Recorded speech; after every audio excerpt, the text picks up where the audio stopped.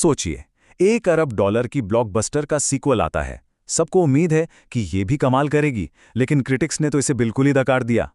आखिर the super Mario Galaxy movie के साथ ऐसा क्या गलत हो गया? चलिए पता लगाते हैं। और ये रहा इसका फाइनल रॉटन टोमेटो स्कोर, सिर्फ 42%। जी हाँ, बिल्कुल सही सुना। 130 से ज्यादा क्रिटिक्स की राय के बाद स्कोर जाकर रुका आम तौर पर प्रतिकूल पर। मतलब पहली फिल्म की जबरदस्त कामयाबी से एकदम उल्टा। क्रिटिक्स के अंदाज में जो बदलाव आया वो सच में हैरान करने वाला है। ओवन ग्लीबरमैन जैसे समीक्षकों को ही ले लीजिए। पहली फिल्म की तो उन्होंने खूब तारीफ की थी, लेकिन इस सीक्वल को उन्होंने क्या कहा? एक उन्मत्त और निराशाजनक गड़बड़झाला। इतना बड़ा यू टर्न क्यों? तो अब आते हैं उस एक चीज पर जिस पर लगभग सभी क्रिटिक्स सहमत थे कि भाई फिल्म दिखने में तो क्या कमाल है, एकदम जबरदस्त, लेकिन शायद ये खूबसूरती सिर्फ ऊपर ऊपर की ही है। यहीं पर समीक्षकों की राय में एक अजीब सा विरोधाभास दिखता है। एक तरफ तो सबने फिल्म के वाइब्रेंट और शानदार एनिमेशन की जमकर तारीफ की, लेकिन दूसरी तरफ इसकी कमजोर और बिखरी हुई कहानी ने सबको बहुत निराश किया। जैसा कि द कॉस्मिक सर्कस ने कहा, ये उस खूबसूरत क्रिसमस ट्री के गहने की तरह है जो अंदर से पूरी तरह खोखला है। एक बात तो साफ है, एनिमेटरों के टेक्निकल स्किल पर किसी ने उंगली नहीं उठाई। कोटाकू के मुताबिक वो अपने काम में उस्ताद हैं, और शायद इसी वजह से कहानी की नाकामी समीक्षकों को और भी ज्यादा चुभी। तो सवाल यह उठता है कि समीक्षकों को आखिर कहानी में इतनी कमियां दिखी क्यों?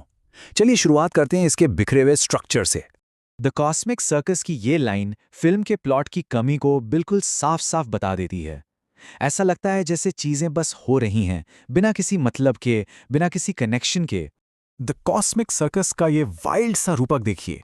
ये पटकथा के अजीब और अराजक स्वभाव को दिखाता है।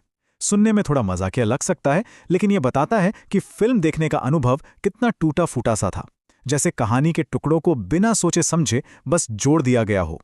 ऐसा लगता है कि फैन सर्विस के चक्कर में पूरी कहानी की ही बलि चढ़ा दी गई। किरदार और प्लॉट पॉइंट्स का इस्तेमाल बस निंटेंडो का एक और रेफरेंस डालने के लिए किया गया। समीक्षकों का कहना है कि रोज़ैलिना और फॉक्स में क्लाउड जैसे किरदारों को इंट्रोड्यूस तो किया गया, लेकिन फिर उन्हें साइड में कर दिया। इससे फिल्म बस अलग अलग रेफरेंस का एक कलेक्शन बनकर रह गई। अब आते हैं फिल्म के सबसे आम बचाव पर, और उस पर जो बहस छिड़ी उस पर भी एक नज़र डालते हैं। एक नज़रिया तो ये कहता है कि समीक्षक एक बच्चों की फिल्म को कुछ ज़्यादा ही सख्ती से जांच रहे हैं।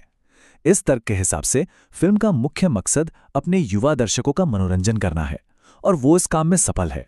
लेकिन इसका एक बहुत ही जोरदार जवाबी तर्क भी है।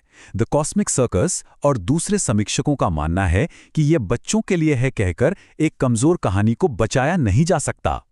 बच्चों का मनोरंजन इससे कहीं बेहतर हो सकता है और होना ही चाहिए। तो चलिए अब इस पूरी आलोचनात्मक सहमति का सार निकालते हैं और देखते हैं कि निंटेंडो के आगे के फिल्मी प्लान्स के लिए इसका क्या मतलब है। जैसा कि ये बार चार्ट साफ साफ दिखा रहा है, पहली फिल्म और सीक्वल के बीच समीक्षकों के स्कोर में एक बहुत बड़ी गिरावट आई है।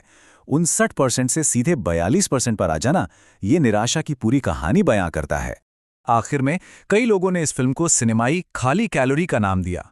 कोटाकू ने इसे एक ऐसे अनुभव की तरह बताया जो है तो मजेदार और आकर्षक, लेकिन जैसे ही खत्म होता है आप उसे भूल जाते हैं। इसमें कोई ऐसी बात नहीं है जो आपके साथ रह जाए। और हम आपको इसी सवाल के साथ छोड़े जा रहे हैं, क्या यही फॉर्मूला आगे भी चलेगा या इससे एक सबक सीखा गया है? ये तो वक्त ही बताएगा।